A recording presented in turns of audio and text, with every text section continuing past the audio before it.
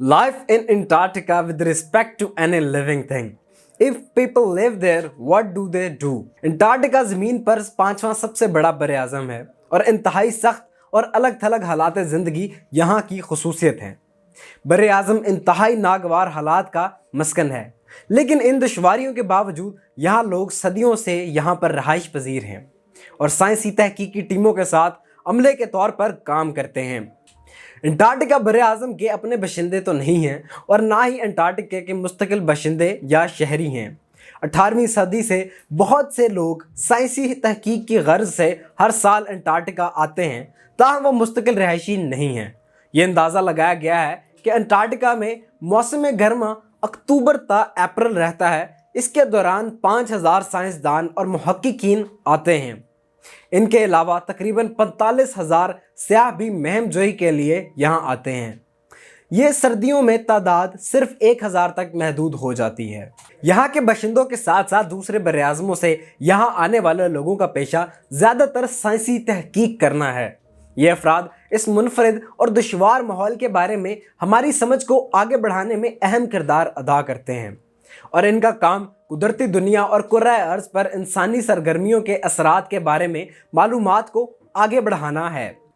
Antarctica में काम करने वाले साइंसदान तहकीकी मंसूबों की एक वसी रेंज में शामिल होते हैं, जिनमें हयातियात, अर्जियात, मौसमियात, समंदरियात और दीगर शोबे शामिल हैं। ये लोग पूरा दिन डाटा इकट्ठा करने, तजर्बात करने और नताइज का तज्जिया करने, बरे आज़म में होने वाली पेचीदा अमल और बाकी दुनिया पर इनके असरात को समझने के लिए तहकीक करते हैं। यहाँ का मकामी इमदादी अमला इस बात को यकीनी बनाने में अहम किरदार अदा करता है कि तहकीकाती टीमों के पास वो वसाइल और ताउन मौजूद है जिसकी इन्हें यहाँ काम करने के लिए ज़रूरत है।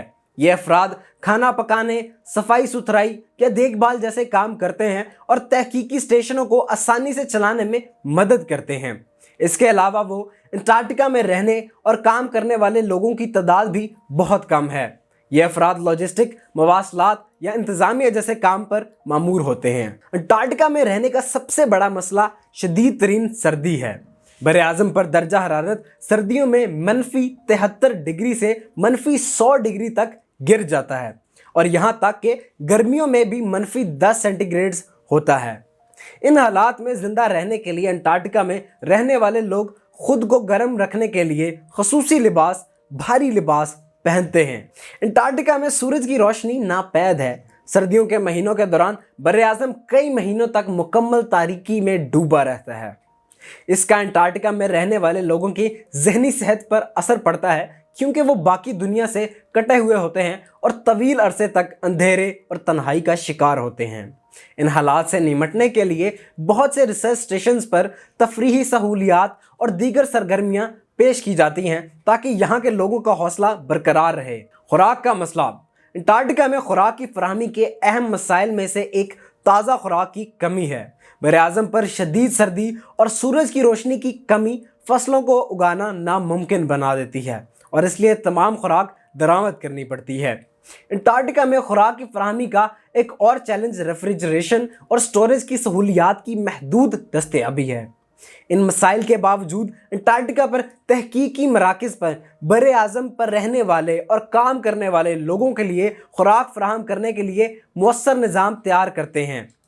खाने आम तौर पर मरकज़ी किचन में तैयार किए जाते हैं और ये ग़ज़ाइयत से भरपूर होते हैं कि बरे आज़म पर रहने वाले और काम करने वाले लोगों की ग़ज़ाई ज़रूरियात पूरी हो सकें। मजमूई तौर पर अंटार्कटिका में खुराक की फराहमी एक पेचीदा और मुश्किल काम है, लेकिन ये बरे आज़म पर रहने और काम करने वाले लोगों की सेहत और बहबूद के लिए ज़रूरी है। पानी तमाम जानदारों के लिए ज़रूरी है और अंटार्कटिका में रहने वाले और काम करने वाले लोगों की सेहत और बहबूद के लिए साफ़ महफूज पानी तक रसाई में मुश्किल का सामना करना पड़ता है। अंटार्कटिका में पानी के इंतज़ाम के अहम मसाइल में से एक ताज़ा पानी की दस्तयाबी है। बरे आज़म ज़्यादातर बर्फ़ से ढका हुआ होता है और सतही पानी बहुत कम दस्तयाब होता है। बरे आज़म पर ज़्यादातर पानी बर्फ़ की शक्ल में पाया जाता है, जिसे इस्तेमाल करने से पहले इसे पिघलाया जाता है।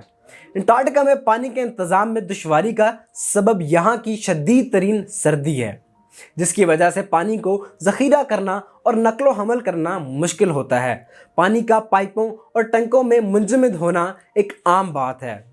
ان مسائل کے باوجود انٹارکٹیکا پر تحقیقی مراکز نے آبی وسائل کے انتظام کے لیے مؤثر نظام تیار کیے ہیں۔